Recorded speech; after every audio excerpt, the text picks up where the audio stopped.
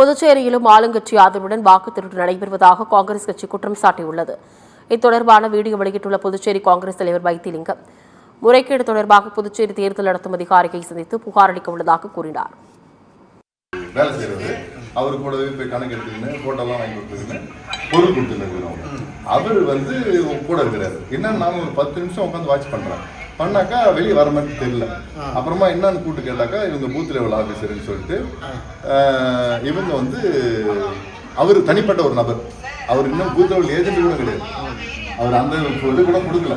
நான் அவங்களை கேட்கறேன், வாலண்டியர்னு சொல்றேன். வாலண்டியர்னாக்கா பொதுவான ஆள் இட்டு போகணும். நீ அப்படி கட்சிக்கார இட்டு போகிற மாதிரி இருந்தால் எங்கள் கட்சிக்கார ஒருத்தர் அவங்க கட்சிக்கார ஒருத்தர் இட்டுங்க. இது இல்லாமல் நம்ம கூட்டணிலாம் எஸ்ஐ வரக்கூடாது சொன்னாங்க. நம்ம என்ன சந்தேகப்பட்டோமோ அது நடக்குது. இன்றைய தினம் ஓட்டு திருட்டு என்பது புதுவைக்கும் வந்துவிட்டது.